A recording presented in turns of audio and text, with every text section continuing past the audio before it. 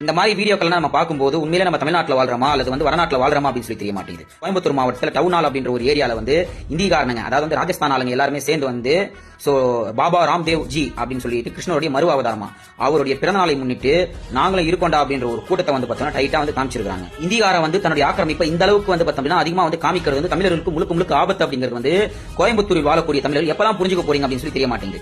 எதுக்கு எடுத்தாலும் பார்த்தோம்னா ஏதோ குறைச்சிட்டு போட்டோம், ஏதோ நடந்துட்டு போட்டோம் அப்படின்னு சொல்லிட்டு கோயம்புத்தூர் வாழக்கூடிய தமிழர்கள் ஏன் இந்த அளவுக்கு அலட்சியமா செயல்படுறீங்க அப்படின்னு சொல்லி சத்தியமா தெரிய மாட்டேங்குது. பிறந்த நாளை கொண்டாடிய அந்த இந்தியகார சேட்டு பாடுங்களை பார்த்து நான் கேட்கிறேன், ஏன்டா பாடு பசங்களா பொட்ட பசங்களா, நீங்க கொஞ்சமாச்சும் சோத்துல உப்பு போட்டு சாப்பிடுறீங்களா இல்ல உப்பு போடாம சாப்பிடுறீங்களா? பொட்ட பசங்களா, உங்க ஊர்ல போய் உங்க கூட்டத்தை போய் காமிக்கணும்டா. பாடு பசங்களா, அதை விட்டு பார்த்தோம்னா பிழைக்க வந்த இடத்துல பிச்சை எடுக்க வந்த இடத்துல உங்களோட கூட்டத்தையும் உங்களுடைய அதிகாரத்தையும் காமிக்கணும் அப்படின்னு நினைக்கிறியே.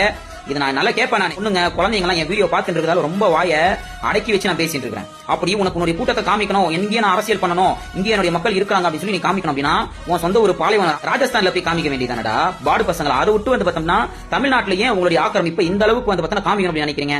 ஏன் அதை காமிச்சு பார்த்தோம்னா நாங்க வடக்கன் மக்கள் முன்னேற்ற கழகம், வட இந்திய மக்கள் முன்னேற்ற கழகம், வடக்கன் மக்கள் இயக்கம் அப்படின்னு சொல்லிட்டு ஏதாவது ஒன்று ஆரம்பிச்சு அதுக்கப்புறம் நீங்க ஒரு தனி அரசியல் பண்ணிட்டு இருப்பீங்க. நாங்களா இதை பார்த்து வாயில வேலை வச்சுட்டு இருக்கணும். என்னைக்குமே முடியாது. எவனாவது கட்சி ஆரம்பிச்சாங்க சொல்லி ஏதாவது ஒண்ணு தெரிஞ்சிச்சு, உண்மையிலே சொல்றேனே, அந்த கட்சி ஆபீஸும் இருக்காது, அந்த கட்சி ஆரம்பிச்சவனும் இருக்க மாட்டான். ஐயா வேலுப்பிள்ளை பிரபாகரனுடைய பிள்ளைகள் விசாரிச்சு பாரு சொல்லுவாங்க, 9 நாடுகள் சேர்ந்து பார்த்தா ஒரு தமிழனை சாவடிக்குது. அப்ப பாத்துக்கோ எங்களுடைய முன்னோர்கள் எங்களுடைய அண்ணன்மார்கள் பார்த்தா எந்த அளவுக்கு இருந்திருப்பாங்க அப்படின்னு சொல்லிட்டு. தேவையில்லாம தமிழ்நாட்டில் இருக்கிற தமிழனை பகச்சிக்காத. உன் சொந்த ஊர்ல போய் அந்த பாலைவனத்தை போய் சோலைவனமா போய் மாத்து. அதை விட்டு பார்த்தோம்னா செல்வ செழிப்பா இருக்கக்கூடிய தமிழ்நாட்டுக்குள்ள நீ டைட்டா முட்டு கொடுக்காது. உங்களெல்லாம் நடமாட விட்டுருக்கு பத்தியா இந்த திராவிட அரசு. அவனுங்களை சொல்லணும் எனக்கு தெரிஞ்சு. வேண்டிக்கோ, என்னைக்காச்சும் பார்த்தோம்னா இந்த அரசியல் அதிகாரம் எங்க கையில வரக்கூடாதுன்னு சொல்லி வேண்டிக்கோ.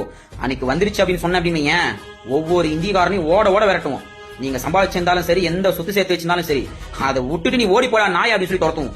அந்த மாதிரி ஒரு நிலைமை கண்டிப்பா வரும், கண்டிப்பா நடக்கும். என் முன்னோர்கள் அதுக்கான அருள் புரிவார்கள் அப்படின்னு நம்புறேன் நான். என்று அன்புடன் நன்றி.